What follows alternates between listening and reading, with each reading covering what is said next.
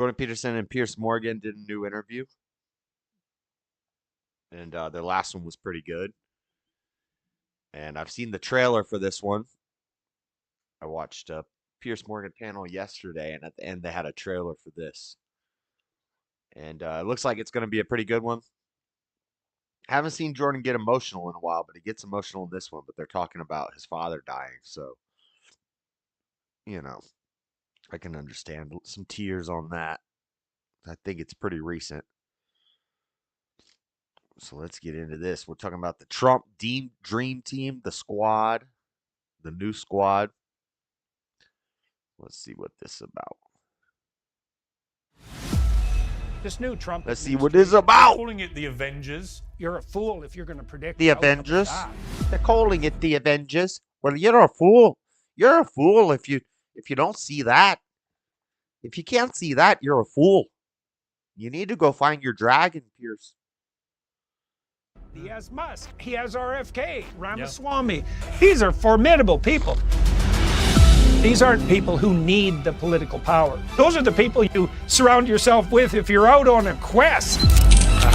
Putin will... Going on an adventure. I need my squad. We need to get some gear. We need to go kite some mobs. We need to go train up, get some EXP. And then we're going on a quest, boys. We've got a dragon to fight. Hold himself in check until Trump takes power, and that the war will come to a rapid end. I'm strapped in for the ride. My father, he died recently. Strap in. Man with very high standards. My deepest condolences. I think I remember mostly reading with you. That was so much fun. I thought so. I can see how moved you are. You say here he could be fearsome. Piers, you always make me cry when you interview me. Do you believe in God? Do you think there is a heaven?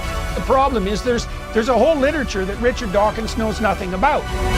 Go to hell. You're not stopping me. Go to hell. Well, the last time I interviewed the world's most famous psychologist, he unpacked with incisive clarity the reasons why Americans should trust Donald Trump over Kamala Harris. Clearly, America agreed. And when it comes to Dr. Jordan Peterson, they often do. His books and tools have had a profound impact on 21st century culture. Now he's back to tackle the biggest subject of all in his new book, We Who Wrestle with God. The best-selling author, psychologist, and co-founder of the Peterson Academy joins me now. That's Israel. Hey, that means Israel. Jordan, great to have you back on Uncensored. Hi, Piers. Nice to see you. I'm going to get to your book a little later, and it was looked like he already dang started crying. Utterly gripping. He hasn't cried in a while. We're not going to make fun of him for crying as much. Fascinating, challenging, all the things I'd expect from you. But before we move on and then come back to it, the reviews have been almost comical. Like, people love you or they hate you so much they want to rip you to pieces. Do you care? Or, because I get the same, we call it Marmite over here, which is a savory thing you put on toast, which people either love or hate. Do you care, or do you just want people to be reacting? Savory. Well, it's nasty. Look, I mean, if you have any sense and people are paying attention to what you're doing, you're happy. Dang salty meat jelly. About the fact that they're paying attention to what you're doing. And then whether the attention is negative or positive, I suppose that's the next thing up on the agenda. And it's been a pattern through my life that people have that kind of reaction to what I'm doing, and luckily in my actual life, day to day, in the real world, virtually everybody I meet is pleased with what I'm doing. Yeah. And so that's wonderful. The reviews, as you said, have been comical. I was reading the Times review today. Oh my God. It's like, he hates James Marriott. He just hates me. Oh my God, he just hates me. Yeah. And what really got him, what I loved about that review was he was clearly, it was eating away at him that the last time one of your books came out, he said something positive that you then used in the marketing for the book, which is obviously what we all do as authors. And he was so determined this time you couldn't do that he wanted to address that right off the top. Right off the top.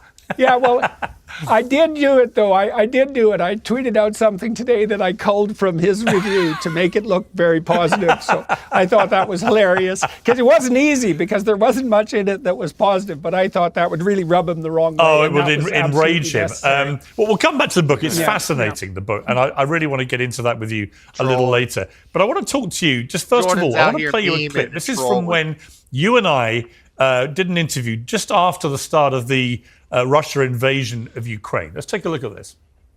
Do you think he will use a nuclear weapon? If necessary, he'll use a tactical battlefield weapon. Even if it starts World War III? It won't. Probably. Why? Because we wouldn't respond? What's in it for us? If you let him do it and get away with it, where does that end? Then you are into a Hitler analogy. Look, there's a lot. You can get yourself in a situation, no problem, where there's no good outcome. I mean, here we are, Jordan. You know, we're 2 years later. We're in a stalemate. Putin is still rattling his nuclear weapons as a threatening, back-off, pretty menacing device. He's done that a few times and then not acted on it. But things are clearly very tense there. And there's a change coming in the presidency in America, which could be crucial as well. Out here shaking Where do you think we are with this war? Are we any better off or towards any kind of clarity or ending than we were when you and I spoke back then? Well, I thought a week ago that the most likely outcome with regard to the outgoing Biden administration is that the military-industrial complex, who has a vested interest in seeing this war prolonged, would do something to provoke Russia into doing something that was unforgivable so that the war would have to continue. And that's, as far as I'm concerned, that's exactly, now I could be wrong, but that seems to me to be exactly what's happened this week. I mean, Biden, in the dying embers of his administration, decided that it was okay for Ukraine to use medium to long-range missiles, which is a hell of a thing to do as an outgoing president. And now they've also proposed that it will be acceptable for Ukraine to use a certain kind of distributable landmine. And it's like, this is independent of what you think about the war, as far as I'm concerned. It's like, really, is that what you do? That's the steps you take as a dead duck president in the final months of your administration. I think that's a little bit on the provocative side. Now, my sense is that Putin will hold himself in check until Trump takes power, and that the war will come to a relatively rapid end soon thereafter. I don't know. I'm not a foreign policy expert, and the world's a very unpredictable place. But if I had to bet, that's what I would bet on. And I think it's a highly probable outcome. So we'll see. I mean, everything's up in the air, obviously, Peirs. This new administration, this new Trump administration, God only knows what is going to happen with Musk involved and Vivek Ramaswamy and J.D. Vance and Mehmet Oz and RFK. I mean, you're a fool if you're going to. Yeah, I haven't even talked about that Dr. Oz pick the other day. I'm not a Dr. Oz fan. Early in his career, he was very pro-trans, and he was helping push that narrative for kids, having him on his show, and well, we have to do what we have to do for this young child. Maybe that was the networks twisting his arm, but still, you got to have bigger cojones as a man to say, no, I'm not saying that. I don't care what the networks say. Bye, network. Network these nuts out of your mouth. Going to predict the outcome of that. What do you make of it? I mean, they're calling it the Avengers. What do you make of his picks? I mean, most of them are causing surprise. I'm not massively surprised because I think Trump tried the first time to do things in a more conventional way, and he felt that just didn't work for him. He's now had 4 years out of office to really think about it, and he's come back in and he's just hit the ground with people that he thinks are going to be basically very loyal, and then they're going to be quite disruptive. Who's got the street work going on? In the way they go about their business. Yep. And he thinks that kind of disruptive, blunt instrument is actually exactly what America needs right now.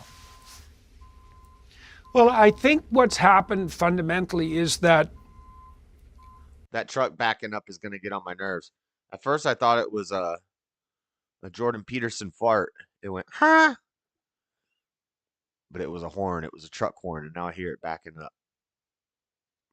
These remarkable people that have aggregated themselves around Trump Stopped. understand very thoroughly that we're in a time of unprecedented rate of change. And I think that's pretty obvious to everyone. And that there are immense opportunities awaiting us and immense perils.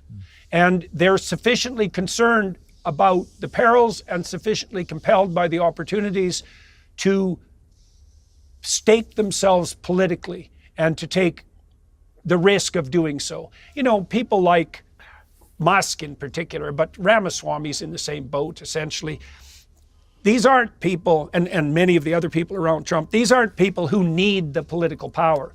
Right. They already have lives. They're already have immense influence. I mean, for Musk to involve himself in the Department of Governmental Efficiency is obviously something that's taking him away from many other things that he's highly concerned about. But he obviously believes that the time demands that kind of response. And I think he's right. And, you know, more power to them. I'm strapped in for the ride as far as I'm concerned. I thought that what happened around Trump in the last 2 months of the election was absolutely remarkable, that these people aggregated themselves around him, and we're in for unprecedented times. And like, the Americans are remarkable people, and you're always a fool to bet against them. And I think we have a good chance of seeing a revival of the American spirit that is unprecedented in our times. Yeah, you know, there was a moment yesterday when Trump went down to so, see too. the latest SpaceX rocket launch with Musk. And it just made me think, this is great, actually. Whatever you think of the individual. Give Trump like 6 months in, if stuff starts going better. You know, people see like wars ending. People hear that the border's tightening up. Drug overdose deaths are going down. People are starting to get paid a little more. Maybe prices don't drop. I don't think prices of products are going to drop a whole lot. I don't think he can reverse inflation. But he can get us making more money. And food prices will just stay the same. I think he could get it to where the food prices are just staying the same. We might see inflation go up on other things due to the tariffs, luxury taxes, electronics, and stuff like that might get a little more expensive. But I think our food's going to stay the same. We're going to make more money over time. I don't know why. Don't ask me why. That's just what I think's going to happen. Give me those bills. Yeah, hopefully insurance rates will stop going up all the time. Rent will stop going up twice a year in some places. Individual policies and everything else. There you've got the richest, most successful guy in the world, who actually is a big thinker, a big dreamer. And we're going to come to one of the themes of your book, which is about adventure and how the Bible basically tells us to go and be adventurous, albeit with responsibility and everything else. So there's a real sort of theme that I see with. You mean like a JS Urban adventure? The best kind of adventure is a JS Urban adventures. What they're telling me. That's what they say on TV. I've considered it. Considered the options. They may be correct. This where, if not literally, maybe just archetypally. Both Trump and Musk are adventurers. And there you had them going down to this rocket launch, and it didn't all go exactly how they hoped and everything else. But wow, I love the ambition. I love the fact that Elon Musk is prepared to say, I met him in France earlier this year, and hearing him talk about why we need to colonize Mars, how we would colonize Mars, how we would get to Mars if we colonize it, was absolutely riveting. And you've got to have an amazing big picture brain. We've got to have an amazing brain, full stop, but you've got to have an amazing big picture brain to think the way that he does. And if he's right next to Trump in this administration, I'm all for it. That's my situation too. And I feel the same way about RFK. I mean, he's also a preposterous person. You know, he's bigger than life. He's full of remarkable and crazy ideas. And I'm fascinated to see what he might put in place. And I would say the same thing about Ramaswamy. Ramaswamy's establishment of the Strive Fund was brilliant and daring. And we have brilliant and daring people in government. And that doesn't ever happen. And God only knows. I don't even know if it's a good thing under normal circumstances, because I think under normal circumstances you want competent administrators running your nation. But we're not in normal times, far from it. And so I'm, like I said, strapped in, waiting exactly as you pointed out, waiting for the adventure of this administration. Yeah, and everyone's sitting there thinking, oh my God, what's going to happen next? Yeah, good.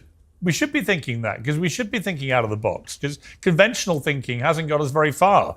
I'm always mindful of one of my favorite quotes in sport was Wayne Gretzky, a fellow Canadian, of course, the greatest ice hockey player that's ever lived. And his quote was simple: you'll miss 100% of the shots you never take. Right? I mean, simple as that. Right. I mean, that really is, to me, that's the difference in life between a certain type of person and another, is that certain people in life, they just take the shots and they don't mind failure. Elon Musk is going to see a lot of his rockets plummet into the ocean until he gets it right. But the thrill of the dare, of the adventure, of all of it, again, we'll come to this with your book because it's one of the big themes. But I do think that I feel like it's invigorating right now. It might be slightly dangerous and it might take us off on weird places and it might not all work. But I do feel the scale of ambition is going to be invigorating. Yep, amen to that. Definitely, that's exactly how I feel. And I also, you pointed out with regards to this book, that one of the definitions of God in the biblical library, in the story of Abraham in particular, is that God is in fact the voice of adventure. I mean, whenever people are discussing religious matters, one of the first questions that arises obviously is, well, what exactly is it that you're speaking of? What's your conceptualization of God? What constitutes the divine? And you could say the divine is the pinnacle of ambition or the foundation of reality. Those are both good ways of looking at it. And one of the answers in the biblical text is that God is the call to adventure. And that's definitely the case in the story of Abraham.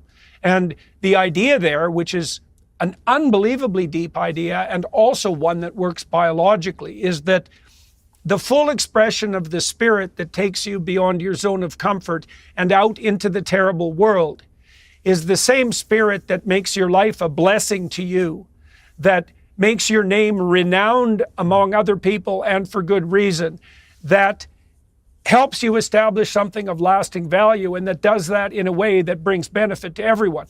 And that's actually the deal that God offers Abraham in response to his willingness to embark on a life of adventure. And I think all of that's true. I mean, one of the rules I had with this book, Peirs, was that I tried not to offer any But what do you mean by true, Jordan? Surely if we had a time machine and we could go into the past, we wouldn't see Abraham there, putting Isaac on a stone, about to sacrifice him, would we, Jordan? Is that what you believe that we would see? explanations of the biblical text that weren't also fully justifiable from a scientific perspective, and usually from multiple different orientation places on the scientific side. And so why wouldn't the spirit of adventure take us out into the world in the most glorious possible manner? Like, what the hell else would it possibly be for? Yeah, I agree. The other part of this, which is fascinating for me, involving you subliminally, is that you've become this kind of heroic figure for millions of young men who felt totally disenfranchised from society. And I remember the first time I interviewed you in my studio, and you got quite emotional. People rag on Jordan Peterson. I'd rather young men be listening to Jordan Peterson than Andrew Tate or black pill dudes, any of the red pill dudes, any of these dudes. I'd rather they be listening to Jordan than those guys. Talking about them and how you felt responsible to them and how many of them would come up to you, literally in the street come up to you and tell you how you had sort of saved their lives in many ways. And what we've seen here is, I think, in what they're calling the broligarchy, which I love, which is the bros, Elon Musk, Donald Trump, Joe Rogan, RFK, Vivek. They're all bros, and they're the broligarchy. Is that you saw... I like the broligarchy. Sorry, Tulsi, you're going to have to sit this one out. You're not invited to the broligarchy club. So many young men, whether they were white young men, black young men, Latino young men, but millions of them gravitating to vote for Trump because they bought into this general sense that finally there were a group of people here who were going to make you not feel ashamed of being a man, who were going to say that there's something great about being masculine, not something to be, to be shirking away from because apparently it's all toxic. That these are men in the old-fashioned sense. I'm very curious how you feel about that because you've been at such a vanguard of this. How do you feel about the broligarchy and the impact it clearly had? I mean, may well have won Trump the election. Well, I don't think that the care that I've taken, let's say, with regards to young men is any different in its essence than the care I take with my son. I like my son. I want the best for him. I think he's great. I encourage him all the time. I like to see him move beyond his zone of comfort out into the world. And then I have all these young men who have been listening to what I've been saying who are doing the same thing. And it's the best possible thing. I mean, I had a show last night in Westbury in New York, and afterwards I usually meet somewhere between 60 and 100 people, and many of them are young men, and they come to the show very dressed up, They often buy suits to come to the show, and they're like standing up, and their shoulders are back, and they're looking distinguished, and they've got ambition, and they're thrilled to death because they're doing something worthwhile, and, they shake my hand and they say, thanks for the help, and yeah, it's that's powerful. great. It's powerful. It's great. Yeah, and it's great, man. It's great. Yes, and I remember the first time I interviewed you, my sons wanted to come and watch that interview. First time. They wanted to be in the room with you because you had that impact on them. And that I found remarkable, too, that you have this real, visceral Your sons impact are more based than on you, young men Pearse. who've been really, in the last 10 years, floundering for their identity and what is acceptable and not acceptable, and what it means to be a man, what it means to be masculine. Yeah, well, I had a good father, Pearson. My father, he died recently. He died about 3 weeks ago, and he was very tough man, very. Hunter, a trapper, a deadly shot, and man with very high standards, and very encouraging. He was really good at that, really good with little kids. And, it's a privilege to play that role for as many people as possible. There isn't anything better than that. And, I think you're right about the fact that spirit has been kindled around Trump. And what's so cool to see with Trump is that he's accepted that. He's proved himself willing to share the stage with all of these other remarkable people. And even in some ways, I wouldn't say to fade into the background, because Trump isn't exactly your fade into the background sort of guy. But, the fact that he's invited so willingly these other participants, all of whom are high status people around him, also, to me, put to rest any concerns I had about any pathological narcissism on his part. I mean, obviously, Trump is a very effective self-promoter, and there's something in that that's a real skill. But by the same token, he has RFK, who's a force in his own right. He has Musk, Ramaswamy, Vance. These are formidable people. Yeah. Tulsi Gabbard as well. That's not the sort of person you surround yourself with if you're a toxic narcissist. Yeah. Those are the people you surround yourself with if you're out on a quest. Yeah. And it's so cool to see this. It's so literary. It's absurd. Jordan, I was going to come to your you could dad write a because book one about of my the last- producers discovered that your father had died several. The 2020s have been crazy. You could write a crazy book. Starting at like Trump, then COVID. Yeah, you could make an interesting book. Done with work, ideally for the weekend. Nice. Premium Foster. Premium Foster's beer. Real beer from a fake place. Several weeks ago, and found an obituary. I don't know whether you wrote this obituary. One of the family did, and it talked about Dad. So it's one of the three Yes, I children. wrote it. It was you. I thought it was because I read it and I found it unbelievably moving. I was going to leave it to the end, but since you've mentioned it now, first of all, my deepest condolences on losing a remarkable man. I mean, even if I didn't know the connection, I just read this about somebody, I would think what a remarkable life he had. He had 3 children, 4 grandchildren. He was a great-grandfather to 4 more. He grew up in Norway in a log cabin. But then, as you said, he lived outdoors shooting, hunting, bird watching, trapping, cross-country skiing, canoeing. And he was an enthusiastic collector of single-shot rifles. I love this detail. That he loved their simplicity, their design and craftsmanship. More importantly, he loved the precision of these rifles.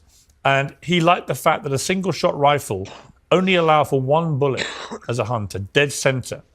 And that epitomized to you the care and attention that he put into his work. And he was a beautiful gunsmith and craftsman, all of these things. And then became a teacher and was quite a tough disciplinarian. You say here he could be fearsome. You know, acting up in Wally's class was not the world's best idea.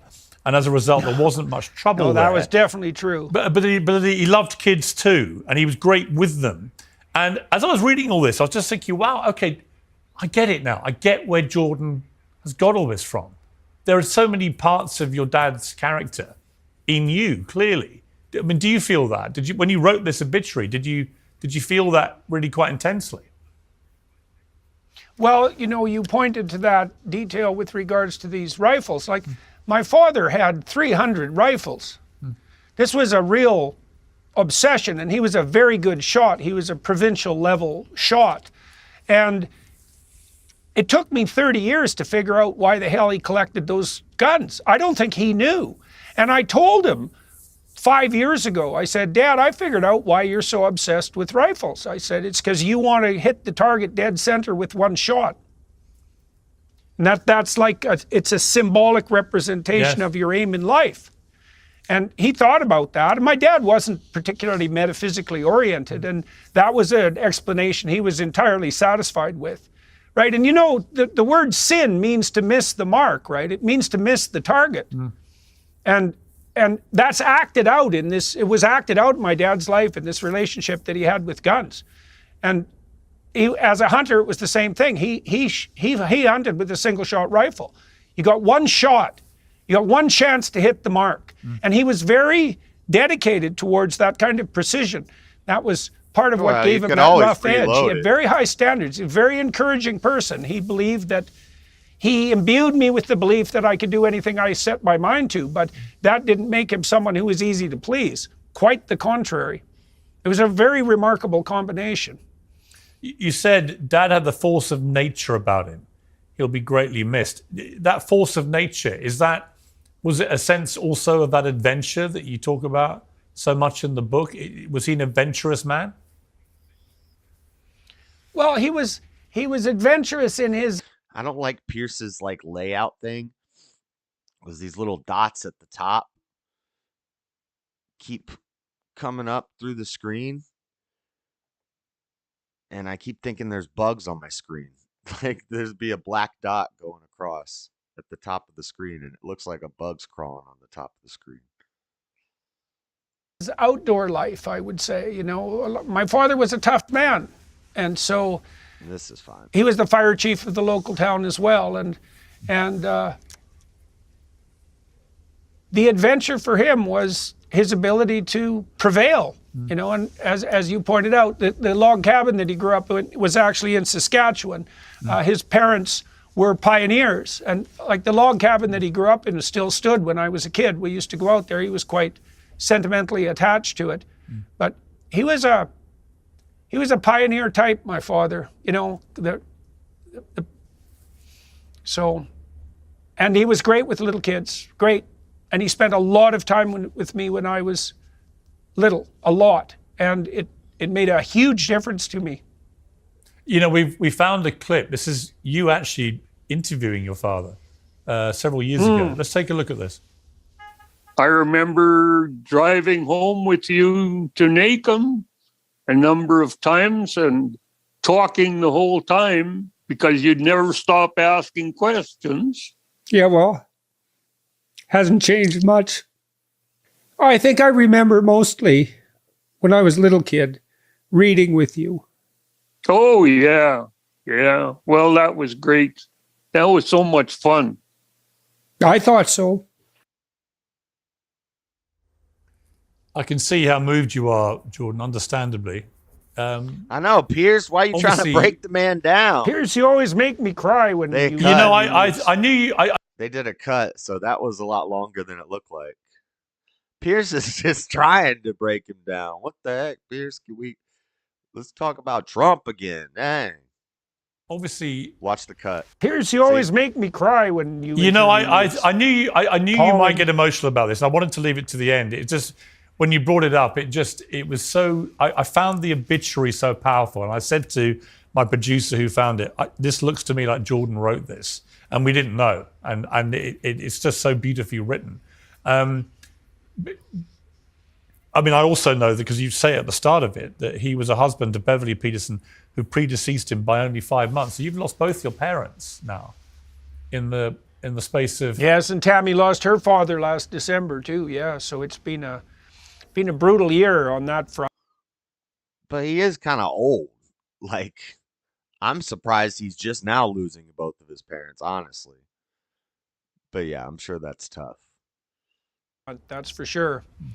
You know, it's been remarkable watching my wife too, because one of the things she did in the last 15 years was really set her relationship with her father in order and really practiced being grateful for what he had offered to her. And, you know, every family has its complexity. You know, in the story of Noah, to return to the book a minute, there's a scene when Which book? after Noah brings the ark Your book or the successfully to Bible? shore, he plants a vineyard and brews up some wine and then proceeds to get rip-roaring drunk, Hebrew. which you could maybe imagine he was entitled to after his adventure. And his son Ham comes along and sees him splayed out in his tent naked and thinks that's pretty damn comical. And to see your father naked is to see the vulnerability of your father and maybe even his proclivity for misbehavior. And Ham brings his other brothers along to have a good joke at the old man, and the other brothers walk backwards into the tent and cover him with a blanket. And then Noah gets wind of what Ham has done. And he brings all the sons in and he says to his son Ham, who laughed at him, he says, "Because you have no respect for your father, your children will be the servants of slaves forever." Damn. And this is a very interesting. How is that a joke, though? It seems respectful. They turned their back and dragged the blanket in. They didn't want to look at him, and they covered him up. I don't know how that's disrespectful. Curse, because what it means is that if you fail to respond to what your ancestors offer you, your father, let's say in particular, with gratitude and love, then you will fail to embody the spirit of your ancestors, and your children will in consequence become the slaves of service.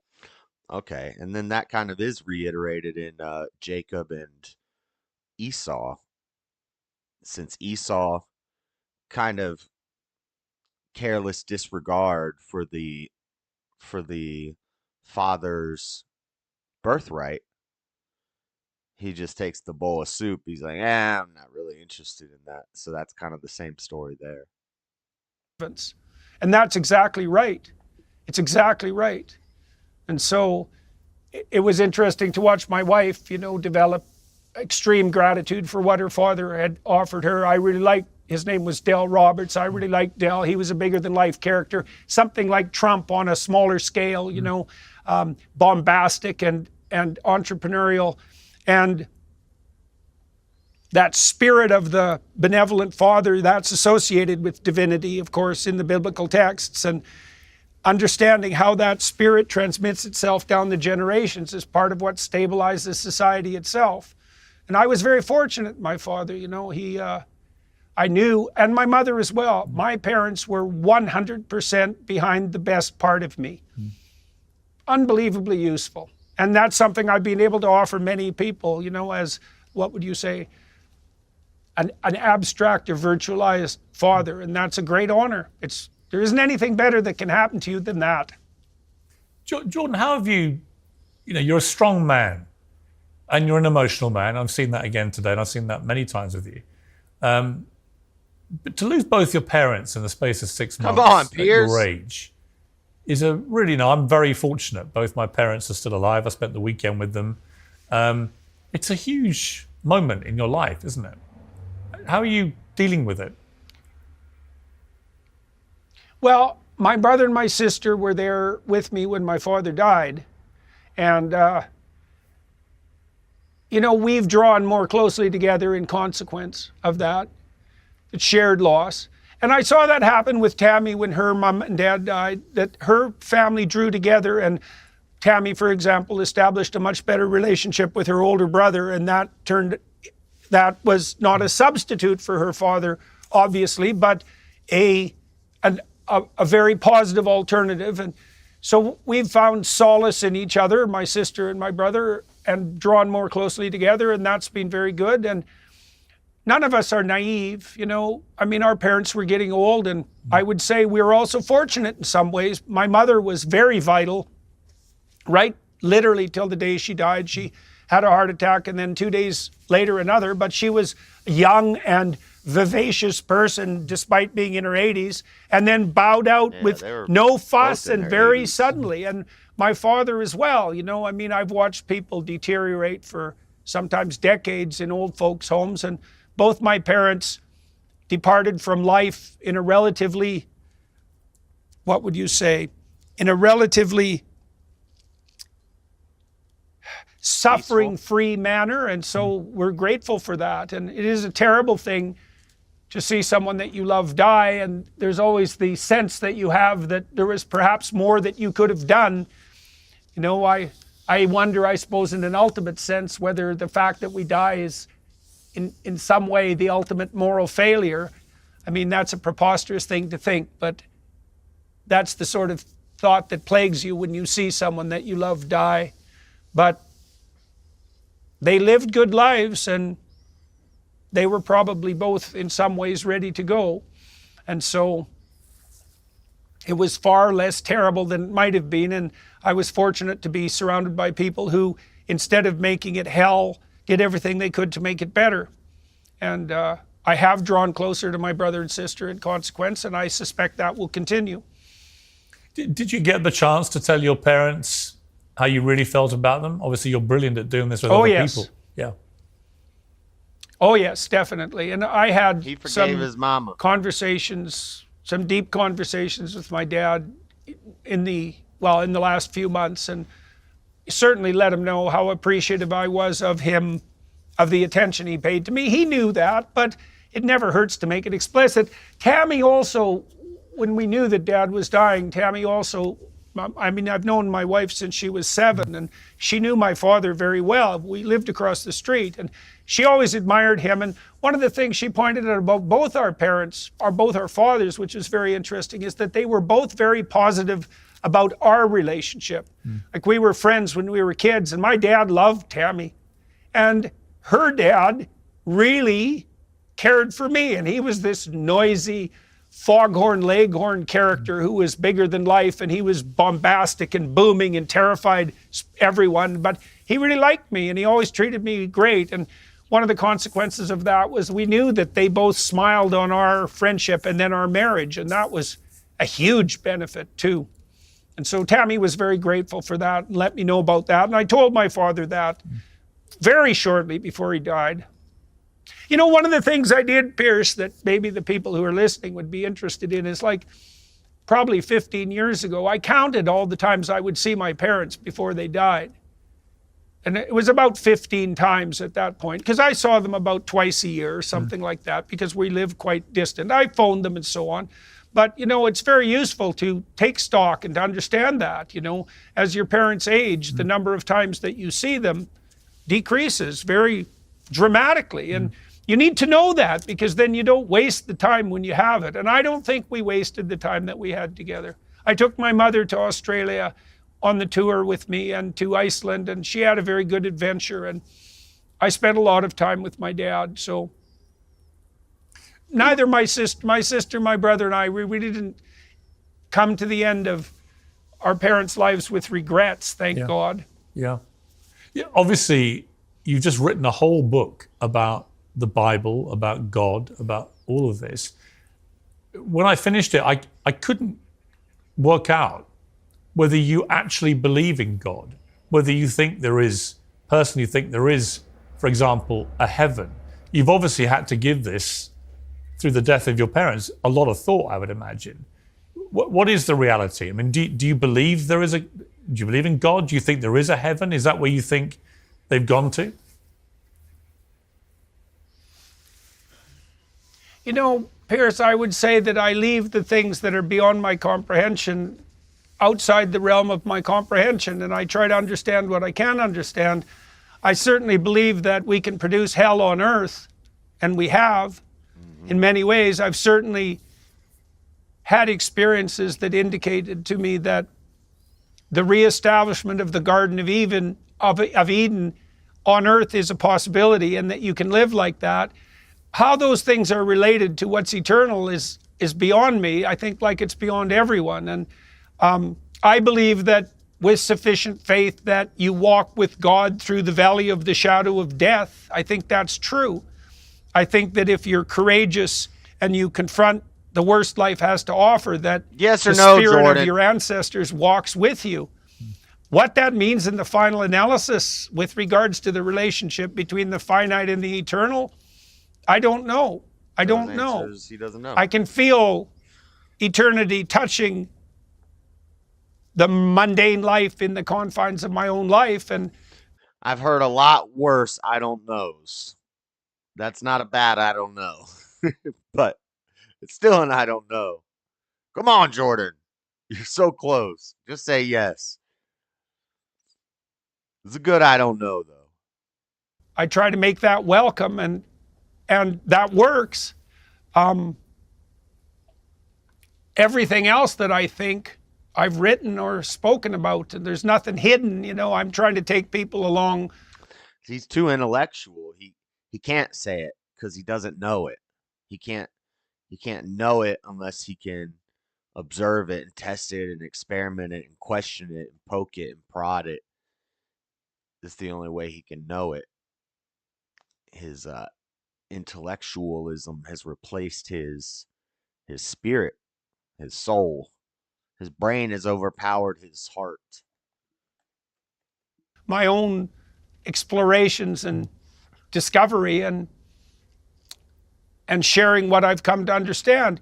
I can tell you with regards to studying the biblical texts that the more I study them, the more they reveal. That seems inexhaustible, and it's been unbelievably useful. Like writing this book was ridiculously useful. I learned so much. I mean, I would hope if you're writing a book about the Bible would be a helpful tool in writing that book.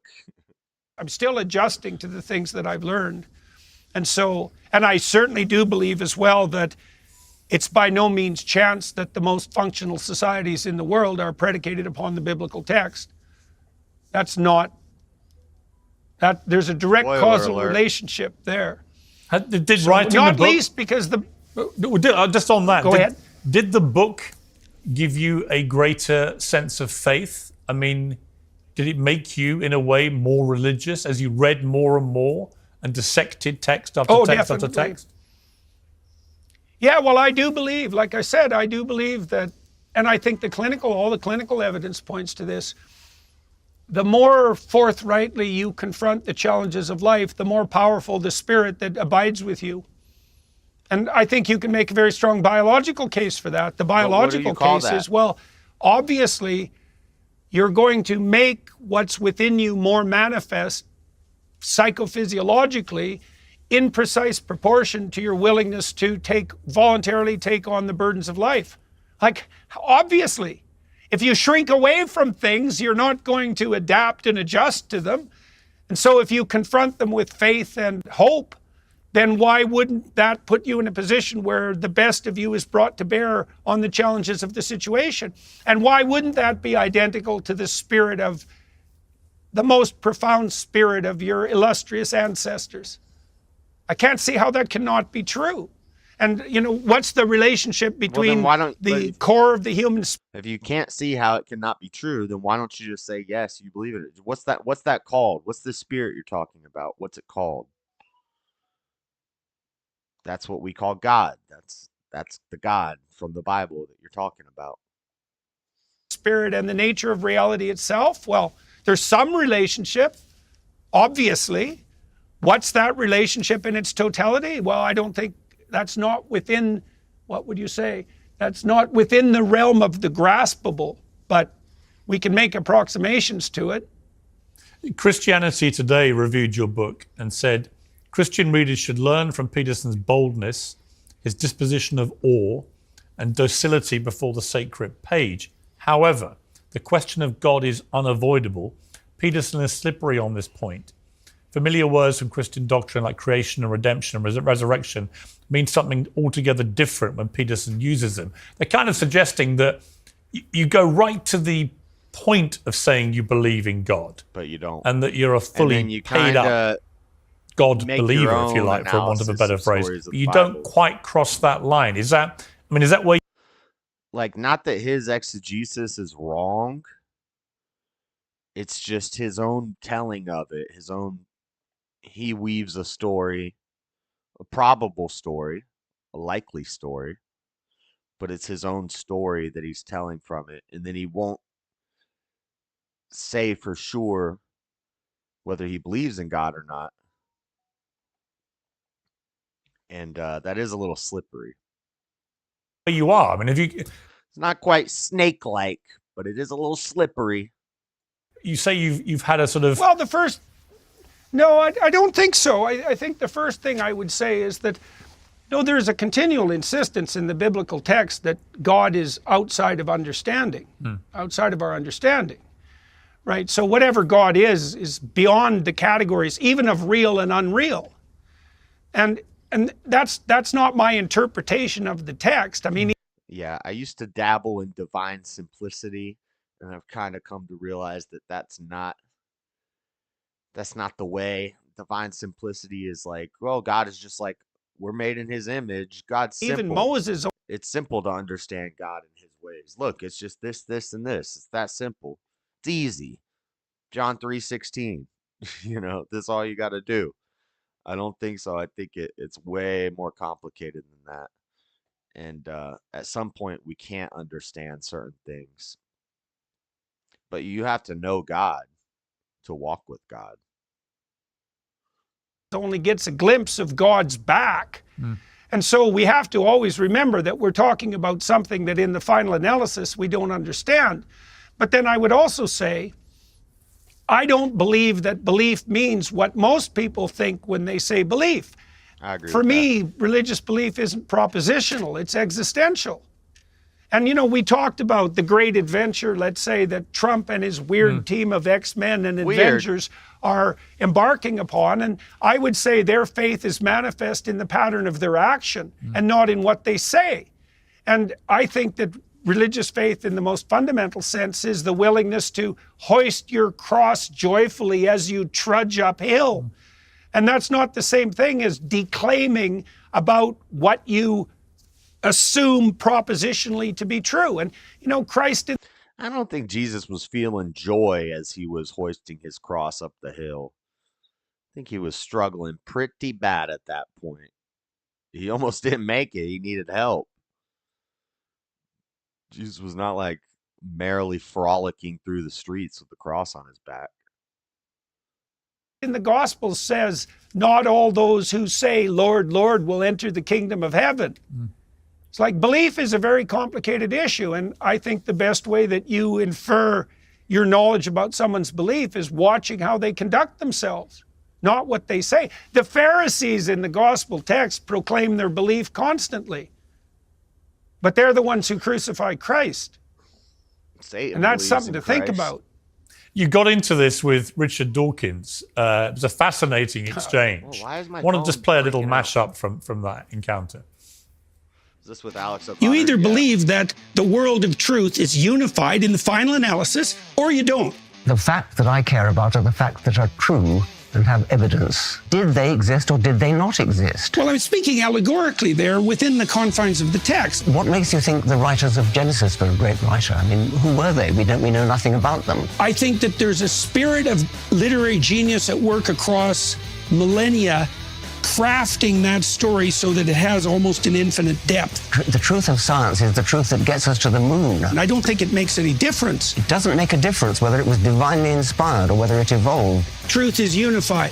And what that's going to mean eventually is that the world of value and the world of fact coincide in some manner that we don't yet understand. You analogized the dragon fight to But how many dragons have Satan. you overcome in your life? I'm not interested in dragons. I'm interested in reality. I think, Dr. Peterson, you're drunk on symbols. Yes, you mentioned. I've heard that comment. It was really interesting. I've interviewed Richard Dawkins several times, and I always say to him, it's interesting. I said, because you cannot explain to me, Richard Dawkins, for example, what was there before nothing? What was there before nothing? Because the human brain can't comprehend what that even means. There has to be a superior power to a human being out there somewhere that can make sense of all that. And that's why, look, I believe in God. I was raised as a Catholic. But the Catholic Herald said of your debate there was no meeting of minds. They were forced to agree their minds were differently constructed. There was no merging of reality. And it seems to me, probably, if you have me, you, and Dawkins in the same room, you've got the three components there. You've got one person, me, who's an absolute unequivocal believer. You've got you that I suspect is nudging that way, but it's not quite there in the way that I am. And you've got Dawkins, who's completely implacably opposed to any sense that there could possibly be anything other than what's staring him in front of his eyes. Would that be fair? Peirce, they already did it once, okay? And Alex O'Connor was there. You weren't there. Don't be mad that you weren't there. Alex O'Connor was there, which meant it was kind of like a 2-on-1 against Jordan. But Alex is pretty fair and open-minded. He's way better than Dawkins. Well, I'd say a couple of things about that. The first is that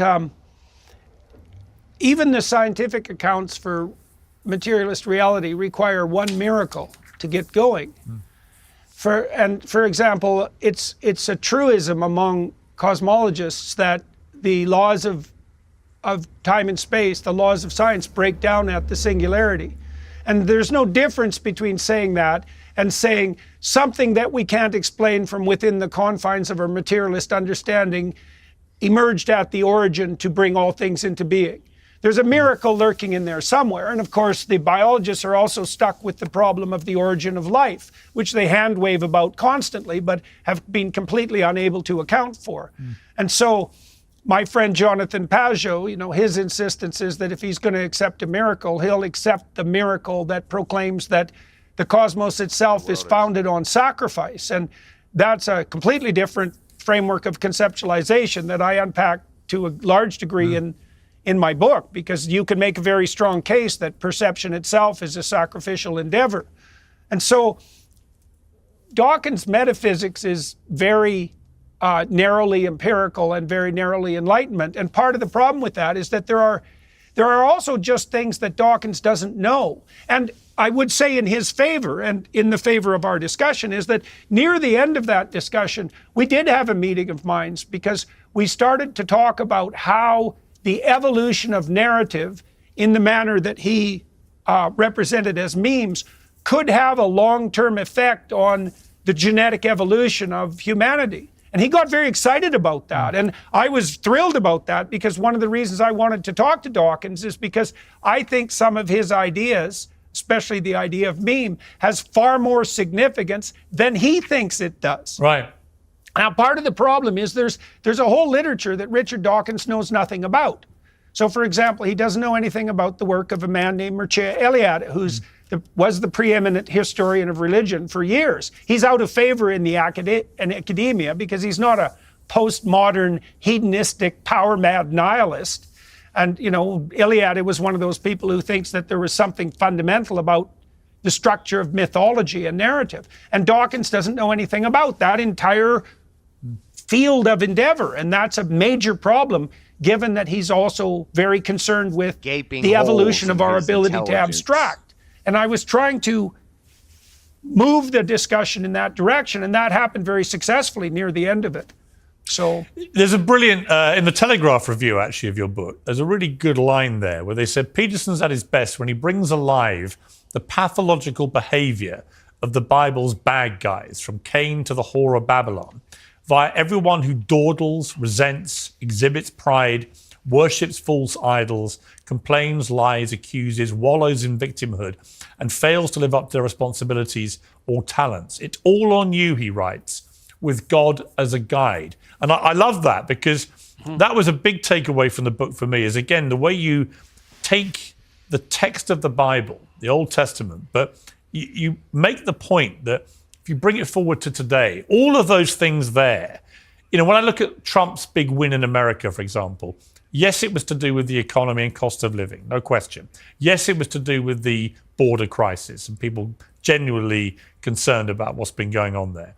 But it was also, I felt, a real repudiation of what Elon Musk calls the woke mind virus in all its guises. That people have just basically had enough of what is ironically a kind of modern day fascism, the way they go about destroying people that don't sign up to their worldview.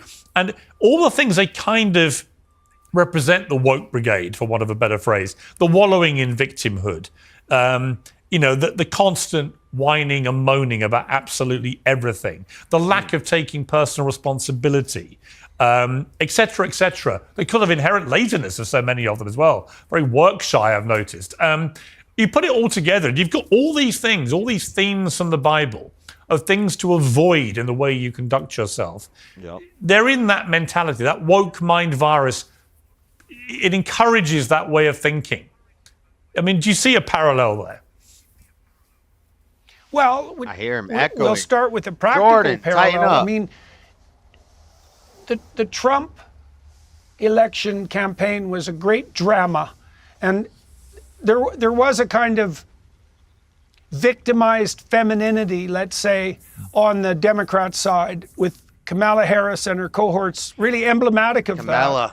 that. And then They're not gonna what like did we that. have on the Trump side? Well, one of the most dramatic portrayals, maybe the most dramatic portrayal of what we had on the Trump side, was Trump's response to being shot. It was like this, Yeah. right? Go to hell. You're Yes. not stopping me, no matter what. And like, as Musk pointed out, Jordan, that's not staged. that's not appropriate. And it was so interesting watching the victimized Democrat response to that, because their response was open-mouthed amazement that anything like that could even be possible. It must have been a hoax, because no one could possibly react like that. Yeah. It's like, well, wrong. Trump could react like that, and despite whatever faults he might have, that's what he's like. He got up and What said, is this "You're not light doing? stopping What me the- no matter what." And more power to him. And I don't think it's an overestimate to presume that won him the election. I totally and you agree. can see the immense literary drama there. You know what, Jordan? I've just written exactly that. I've done the Spectator magazine diary this week. And I said, when I think back, I spoke to Trump 4 times in the last few weeks of the race, including a week after he got shot, when he saw me talking about it on TV in America, and he called me. And we had a fascinating conversation. He said it had reinvigorated his faith in God, because he said God must have wanted me to survive. Yes. Because he said literally he was alive because he moved his head half an inch to read some Great charts graph, on the teleprompter. great And if chart. he hadn't, he'd be dead. Amazing chart. And secondly, We love that chart. I said to him, amazing you're back out doing rallies so soon. And he went, well, I knew if I didn't do it quickly, I may not ever do it, which I thought was one of the very few times I've seen any vulnerability for Trump. But of course but the balls, not just to stand back up when he got shot, to stand back up saying fight, fight, fight, when he didn't know if there were other shooters out there. But secondly, to get back on a stage in front of 20,000 people, none of whom you know, a week later, and to keep doing it, sometimes much bigger crowds, especially when there was a second attempt to kill him a few weeks later, where literally a Secret Service agent walking ahead of him on a golf course saw the barrel of an AK-47 poke out of a bush. And if he hadn't, Trump would have been there 4 minutes later and would be dead. So twice in the space of 2 months, Trump came very, very close to being assassinated. And yet it didn't stop him getting Yeah, I back can't out believe there. anybody And thought Kamala I was do gonna think, win when I think back on the whole I wasn't thing, even there were even lots of confident. components to why he won, not least the incompetence of the opposition. However, I think regular Americans and the rest of the world, actually, but regular Americans looked at his strength literally under fire and his resilience and his determination to keep pounding on. I think they looked at that and thought, you know what, after everything that's been thrown at him, the weaponizing of the justice system, literal attempts to kill him, and all the rest of it, look at him. He's still pounding on. And it's a really admirable quality in a man, right? Absolutely. Well, and you pointed out that it wasn't only the fact that he immediately leapt up on stage and basically said, go to hell, you're not stopping me. Yeah. But then also that he continued to speak and didn't take, what would you say, even perhaps warranted precautions. It's the perfect thing to do psychologically, because if you shrink away in consequence of that threat, you live in fear for the rest of your life. And Trump's determination was... He was crying earlier. Pierce, like, the guy who's like known for crying regularly, Pierce talked about his two parents dying in the past year for like 20 minutes. It's like, come on, Pierce, leave him alone. This man's in pain right now. Was obviously... I mean, if there's a reason to cry on a show, I guess both your parents dying in the past year might be a good reason.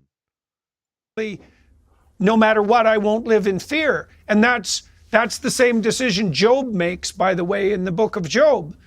It's a decision not to lose faith and not to live in fear, no matter what, right? No matter what.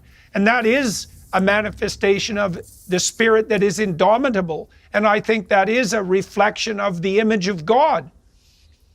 Yeah. And so, Jordan, I don't think the divine providence with regards to Trump wasn't the fact that he turned his head at the proper moment. The divine providence with regard to Trump was that he jumped up immediately afterwards and said, "You're not stopping me." Yeah. Yeah, I can see. He'll say, "I believe that's the image of God," but then he still won't say, "Yes, I believe in God." Completely agree. Jordan, I've got to leave it there. I don't want to, because it's been absolutely, as always with you, a riveting interview. My deepest condolences on losing both of your parents. It must be an enormous moment in your life. And the fact you've talked about it so openly, I really appreciate that. I wasn't sure if you would want to or anything, but I found your obituary for your dad just so moving Trump to that I really wanted to discuss it with you. Why would you not compare people to archetypal biblical characters? Like, shouldn't that be our goal, is to aspire to be like them in what they did that was worthy, and then learn from their mistakes and try, if we can learn from the mistakes of these great people throughout the Bible, and we can strive to be like them where they did right, why would we not compare these people? Yeah, see, Sal, he knows he has to that's why it's a comparison. He's not saying Trump is Job. It's a comparison. There's similarities. But also, I'm going to end with some news that I know would have made them, I'm sure, very, very proud, and will make you very happy, and will make your most savage critics very unhappy, because as we've been talking, your book has moved to #1 in the Amazon bestseller list. You are back where you normally are with your books, Jordan. You're #1. Congratulations. Well, thank you, sir. And thank you very much for highlighting the obituary. Much appreciated. That was a appreciate you for making me cry for 20 minutes. Benefit to doing this interview, and a great testament to my father and his indomitable spirit. Which lives on with you, Jordan. And that's very clear to me. When I read it, I just thought, yeah, I can see now. I see where Jordan gets all this from. And he was very proud of you, and you rightly are very proud of him. But thank you very much indeed. Very good to see you, Peirce. Thanks again for the conversation and for all the things that you've done for me and my family. It's been great getting to know you. I really feel we've developed a good friendship, and This is the longest great goodbye getting ever. to know you. And like I say, it came because my sons all listen to you all the time, and felt compelled to actually come and just be in the Trump studio is when I Job interviewed you. 2.0. I very Let's rarely have that. go. Yeah. From them towards any of my guests. Well, that's a great privilege. So thank That's you a for great the privilege well, for thank me. you for the impact you've had on them. I think it's been very helpful to them. So I appreciate it. Great. Good to talk to you, man. Thanks, Jordan. All the best. Trump is Samson, Solomon, and Job all rolled into one. With the weakness for the ladies. Just like Samson and Solomon. He's got the strength of Samson. He's got the wisdom of Solomon. He's got the resilience of Job. That's right. He's got the fortitude of Noah. He's got the willingness to fight of Joshua or Gideon. He's got the drive to journey and success of Moses.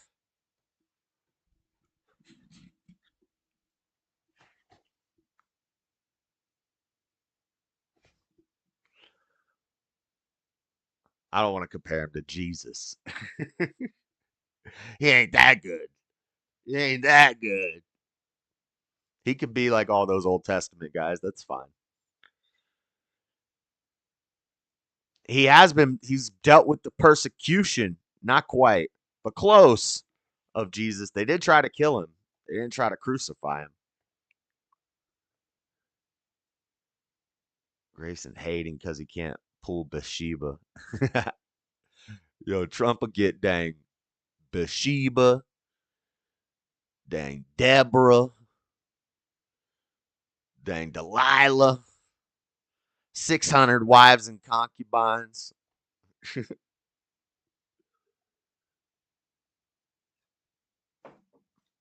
Who was the queen that came to Solomon and gave him all the stuff, and then he started making the altars for her?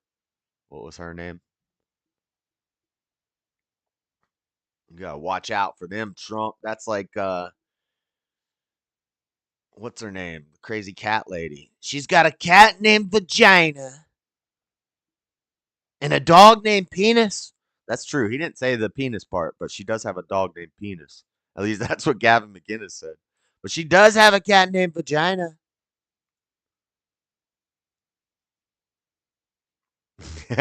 Yeah, I had to get it. Had to get it in there.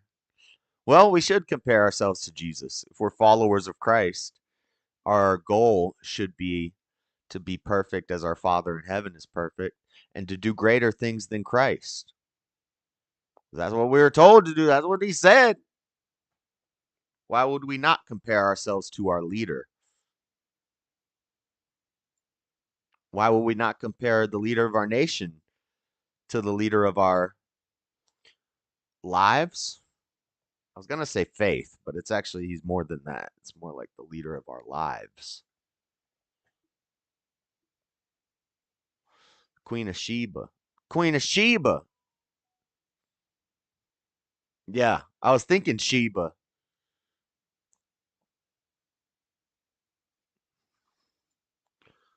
We should be wildly humbled in that comparison. All right. Whatever.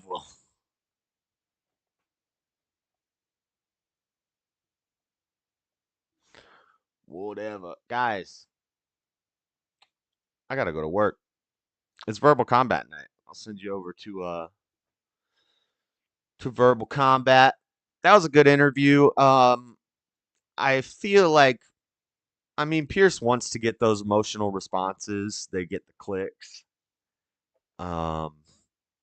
He always tends to do that. He was at one interview and somebody's dad had just died. I forget who it was, but Pearce started asking about it. He's like, "We're not going to talk about that, Pearce. I didn't know you wanted to bring me here just to get me emotional and like keep talking about my dad who just passed away. I don't want to talk about this, Pearce. I want to talk about this policy issue or whatever. I forget who it was, but he was not happy that Peirce kept trying to go to the emotional topics, which is it's a skill as an interviewer. It's a certain type of interview, a way you want the interview to go. And if you want to take it there, that's what Peirce likes to do.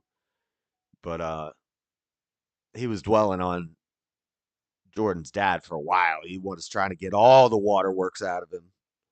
But I thought they were done talking about it, and then Peirce just goes right back to it. And I was like, dang, come on, Peirce. The man's breaking down over here. Why do you keep going with this line of questioning? We've had the water work, we've had the emotional thing. Let's move it on.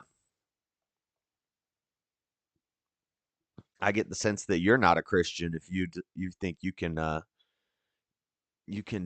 judge my Christianity based off of how long you've been here. 5, 10 minutes.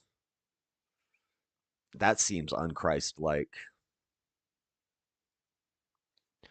Yep. You shouldn't throw stones if you live in a glass house. If you got a glass jaw, you should watch your mouth. Uh-oh, guys. I just did some 50 Cent lyrics. I'm probably not a Christian. Can't be a Christian if you know 50 Cent lyrics. Dang.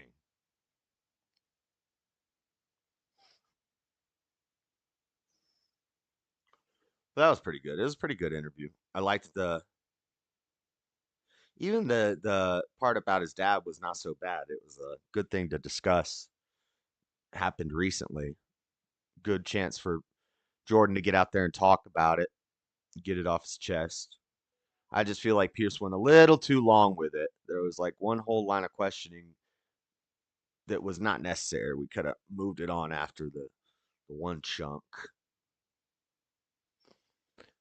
We can be thugs and Christians too. That's right. Thug life, baby. With Jesus. I put a cross on my back. You put 2 crosses on your back. Ninja, you ain't Tupac. This Tupac.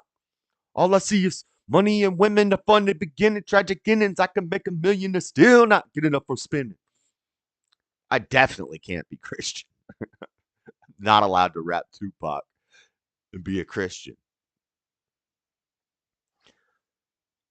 All right. We'll send you over to Verbal Combat. There's some other people live, but it's VK night, guys. I gotta go to work. I gotta go to work. It'll be nice to get a Friday off after Christmas and destroy VK. But I'm not gonna have my setup, so it's gonna look a little janky. We're just gonna be on a little laptop cam on the couch. We're still gonna conquer VK. How do I redirect? Let me redirect y'all over there.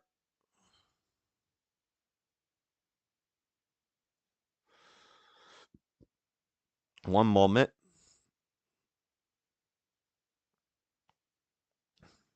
All right, guys, go say hi to Speakeasy from JS. Raid. Watch you some VK. Hopefully it's a good one tonight.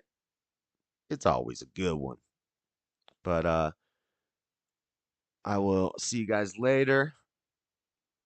What's tomorrow? Saturday night? Oh no, I'm trying to hit up more of these little short streams before work, so do it more consistently. We've been doing good lately. I just need to wake up, make sure I wake up by 6 p.m. or 6:30. But hopefully we'll start doing the morning reading soon. I think once I finish listening to Plato's Republic. And there's some interesting things in Plato's Republic. Maybe I'll talk about on Monday. About censorship. There's a whole section about censorship in the second chapter, or the second book. I don't know what it's called. Part 2 of Plato's Republic. They talk about censorship for children and why we shouldn't even teach kids fictional stories relating to the gods. Shouldn't lie to your kids about the gods. Because kids absorb everything, and it kind of goes to what we were talking about on Easy's panel that one night about indoctrination of kids. I'm sticking to the way I say that because it triggers people. Kids have to be indoctrinated. It's inevitable. Kids are inevitably indoctrinated. It's unavoidable. So you have to make sure you put a sound doctrine in them before the rest of the world does as a parent. I'm going to stick to that. But they have an interesting thing about it in Plato's Republic. Once I finish listening to Plato's Republic, I'll start reading maybe The Art of War on stream in the mornings, JS morning readings, like 4 days a week, like Wednesday, Thursday, Friday, Saturday, something like that. Mornings for like an hour, just sit and read, talk about what we're reading a little bit. But I'm reading too much at the same time right now, so I need to get through some audiobooks, finish reading the Quran, and then start reading that on stream, The Art of War.